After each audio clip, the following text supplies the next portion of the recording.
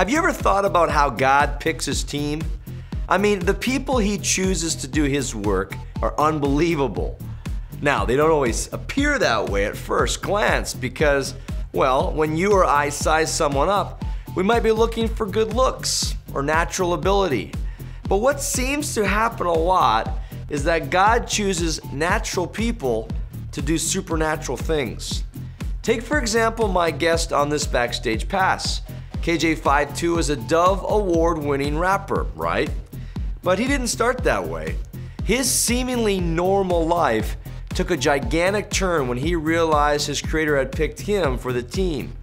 But you're gonna need to stick around to hear about that though, and much, much more, because you've got yourself a Backstage Pass.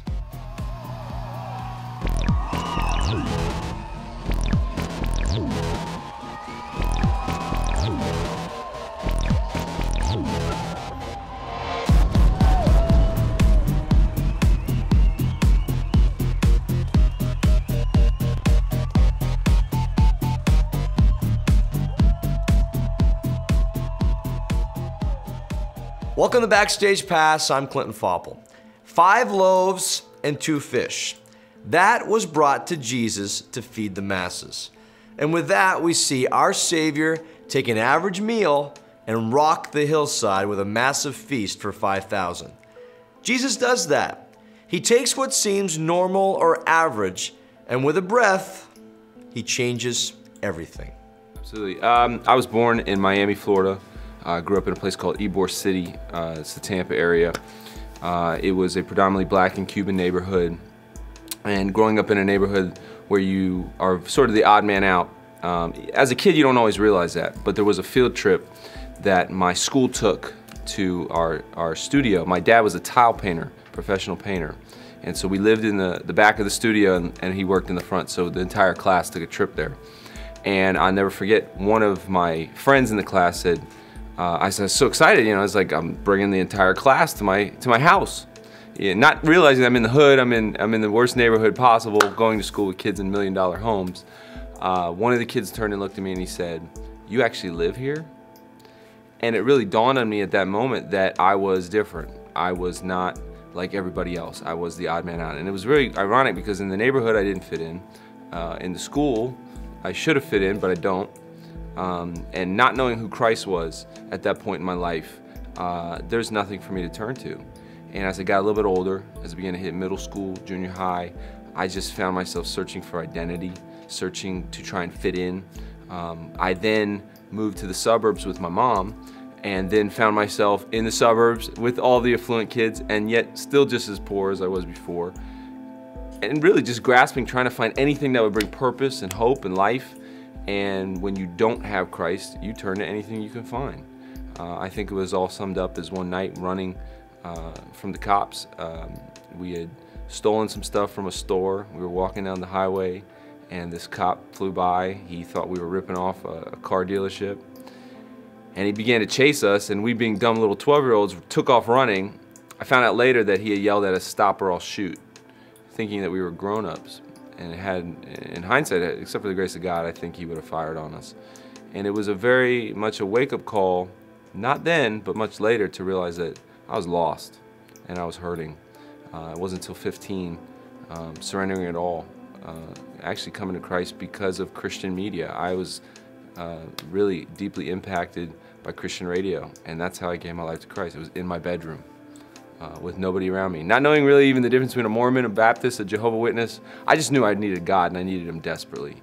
And I just mustered up the most simple prayer I could pray, which was, "God, if you're real, prove it, and I'll follow you for the rest of my life."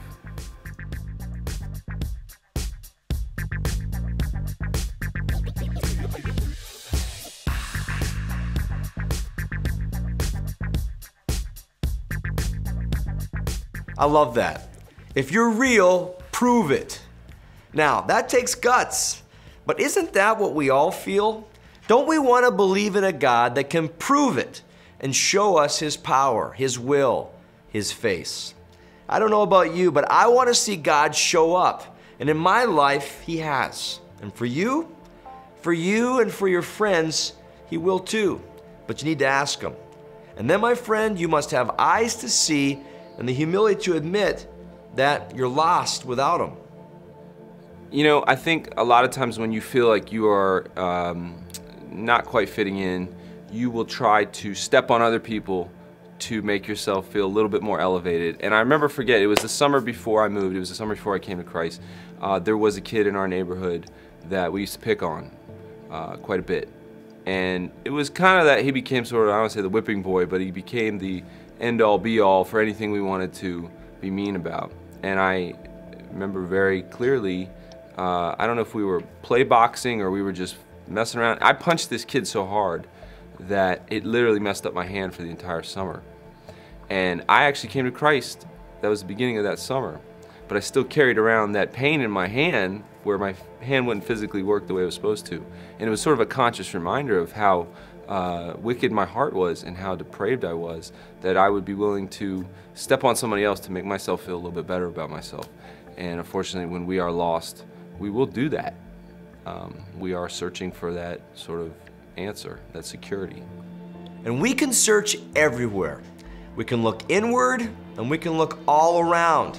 Fill our world with noise, with dating, with stuff. It won't satisfy.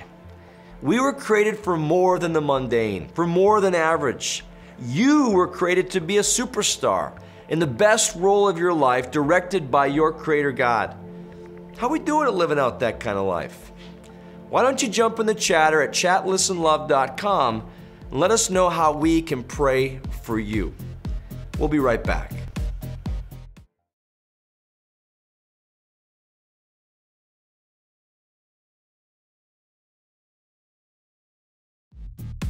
Welcome back to the show. If you look at the unlikely candidates that Jesus chose to be on His team in the book of Matthew, you get the impression that what He sees is different what we see. As our Creator, He knows us. Ephesians says He knew us before the world was even created. And with that kind of insight, He begins to tap on your shoulder to show you what He wants for your life.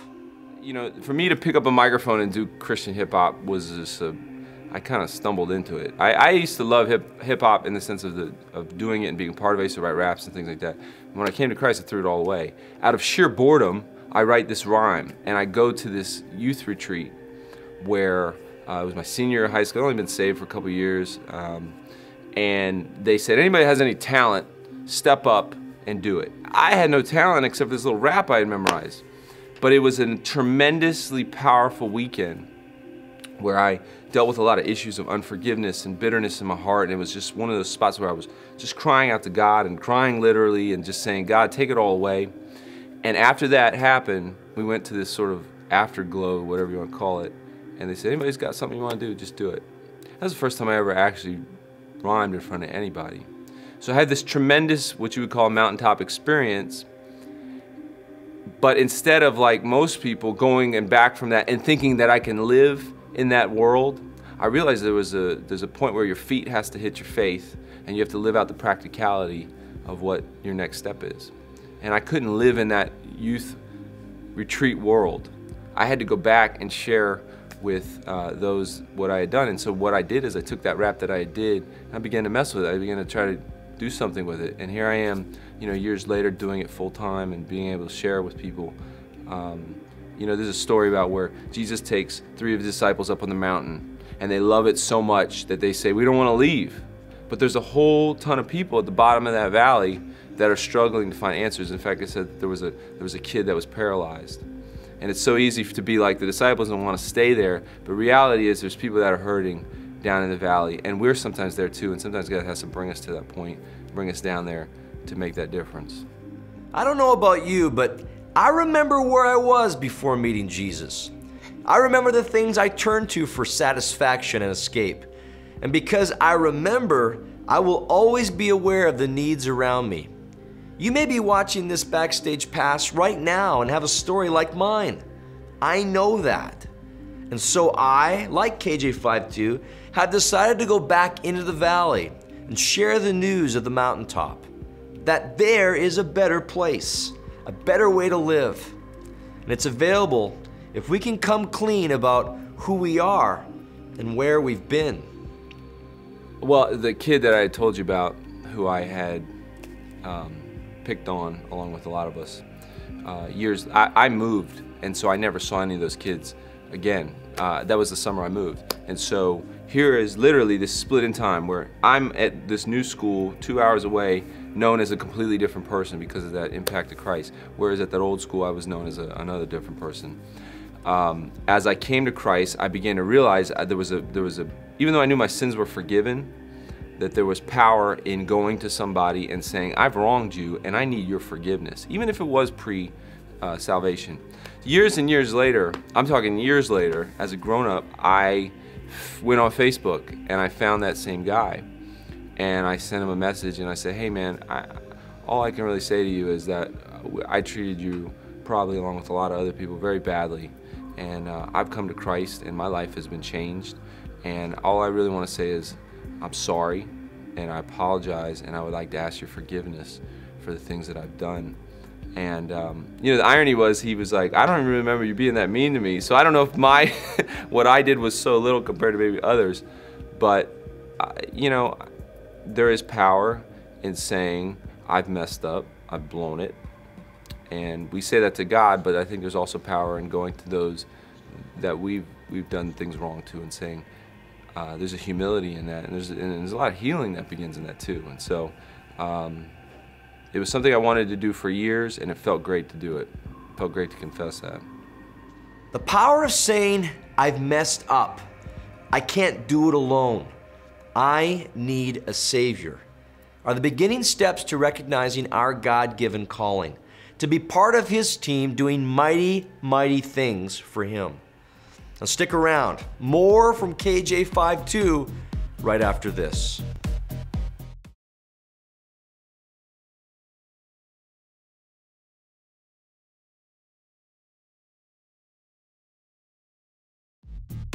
Welcome back. Now, I'm assuming you're a teenager since that's who we build Backstage Pass for. But even if you're not, you have talents. You have things you can do that no doubt you've practiced to make better. You may have natural abilities that allow you to be an incredible athlete or a musician. But what has God spiritually gifted you to do? I think as a teenager, all I wanted to do was be on the microphone, or I wanted to be a skateboarder, or I wanted to be I had a million things that I wanted to be. After coming to Christ, really all I wanted to do was share with people who Christ was. And I didn't know if that meant I was going to be a pastor or an evangelist or something like that. I sort of stumbled into doing this music, and it's really, I was thinking about it today, I was like, it's the longest job I've ever had. It's been 11 years doing it full time. And I even in the last couple of years, have tried to go into doing other things, whether it be video stuff or radio stuff or just, you know, teaching or something like that. What God showed me, He said, your gifting isn't necessarily to rhyme or to do music videos or to edit or to make beats or to do it. He says, your gifting is communicating. You have an ability to communicate, and whether you're communicating through music, through talking, through speaking, through drama, through anything, that's what I've called you to do. And to do it in a way that's excellent, in a way that's creative, in a way that is engaging. And so that, when I'm not communicating, I'm not doing the will of God in my life. And that's what I've found encouragement in, because sometimes we don't really know exactly what we're good at, and it takes years to figure that out. But I think you just go with your passion. If you're passionate about something and you love it, do it to the glory of God, and you'll find that people will be affected with it. And don't feel guilty about that. So what is it that God has spiritually gifted you to do? When we plug into that, we can see how God provides all kinds of opportunities that can glorify Him. Everything can be at our fingertips if we have the right mindset. Well, you know, I work some what I call mainstream songs into my set. You know, I use a lot of 80s music, and sometimes it's part of the hip hop aesthetic is to like take something and flip it. That's kind of how the music came about. I look at music like I look at people. There are very ungodly people out there that will impact you negatively, and there's very godly people out there that will impact you greatly. And there's some people that are somewhere in the middle. Your interaction with each and every one of those types of people is the same way I would interact with the music. I don't run from the most ungodly heathen in the world. like they've got cooties and they're gonna infect me and hurt me, but I do know who they are. But how much do I let them influence me? I keep that hands, distant.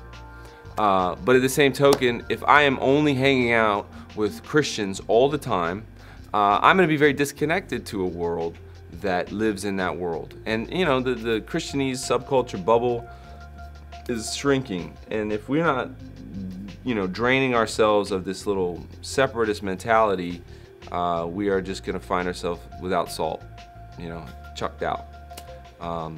So I approach music the same way. I want to be able to converse with any kid there, wherever they're at spiritually, about whatever music they're on, because I can usually pick up what their vibe is just by staring at them. If this girl is sitting there with sleeves here and her fingertips cut off and it's got stripes here, and she's probably into emo music, can I converse with her about that? Can I establish a bond, just like Jesus did with the woman at the well? Can I find a common ground? If another dude's there with baggy jeans and his hat cocked to the side, can I sit there and talk to him? You know what I'm saying? And so if I'm not familiar, if a missionary is not familiar with the culture they're trying to reach, and I'm not gonna lie to you, I mean, I part of it too is I think there's things we can learn. A great painted picture can be done by the most ungodly person, but if it paints God's glory, there's something to be said about that. You know what I'm saying?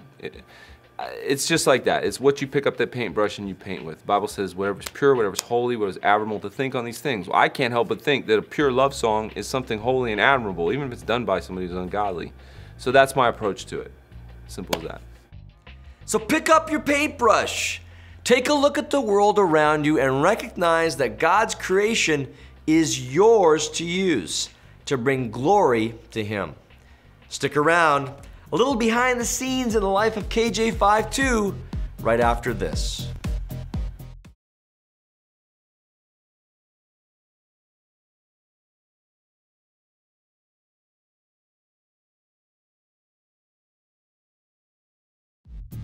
Welcome back to the show. Now, after you realize you've been selected for your Creator's team and that you've been spiritually gifted to do His miraculous work, then He places you in situations where He shows you that He's been connecting the dots. Take a listen as KJ52 shares how God is at work in His family. Well, we just had our second child, and it's not like doing what I do. You don't get up and do a punch a clock. You have the most weirdest schedule possible, and there's a lot of people that depend on you. I'll say unfortunately, but that's just the truth of it. The timing of this kid coming was completely off, and the irony is that we sat there and said, what are we gonna do? My wife was very adamant. She was not gonna have an induction. She was not gonna have a cesarean. She was gonna let the baby come when the baby comes. And who am I to argue with that? But it was getting to a point where it was getting very stressful for me because I'm like, I don't know what to do. Do I go off and do this stuff? Am I supposed to be here? What? I had to provide for my family, yet I need to be there for my family. And we did what we really should do. We just prayed. Next day, my wife goes into labor, gives birth to the kid in like 30 minutes. And suddenly in my head, I'm going, everything's fine. Everything's great. It all worked out perfectly. I can make it back to the tour. Well, the first night, then the nurse says, your son's heart rate is dipping. We need to keep him in the hospital for the next week. So yet, over one valley, over one hill, over one problem, and yet I'm right back into another one. And those are the times where all you can do is literally just throw your hands up and go, God, all I can do is put this in your hands right now, because I don't know what's going on. It doesn't make sense. All I can do is run back to you and pray and say, God, you're in control. And praise God, he came home two days ago. Everything's fine. Everything's great. We do live lives. This was the first time I ever really kind of included the audience in this whole situation. My son was born. I wasn't really on Twitter. I did Facebook, but not really much. This was the first time I actually, literally once the kid was born, I recorded it on my iPhone and I said, my son is mic checking the world right now. Would you like to hear it? So little things like that, and being involved in it. And it was great because the next show, everybody brought gifts for the baby, and to know that you have that many people praying for you is incredible. But I'll tell you, the funniest story that ever really happened was when my first son was born. Worst timing possible. We go into the hospital 2 in the morning, no sleep. My wife's having a long, painful labor process. Suddenly I'm talking to the nurse and she leans over and goes, I'm sorry, who are you again? I said, oh, Jonah, da da da. And she says, no, what do you do? I said, oh, I do Christian hip hop. This is in the middle of my wife, like, she leans over and goes, she starts crying. She says, I know exactly who you are. You don't understand the impact you've made on my son. So I'm like trying to go, thanks. Breathe in, breathe out. You know, my wife's crying, I'm crying, the lady's crying, we're all crying, and there's still no baby yet, you know, but it's just funny to go even in that final little situation that you can impact a life. So. And you can impact the life, but you must look at who made you first. Big thanks to KJ52 joining us for this backstage pass. Make sure and pick up his music wherever you buy yours. And my thanks to you for joining us on this show. If we can help, pray, or love on you, drop by www.remedy.fm and let us know how. My friend, you've just had a backstage pass.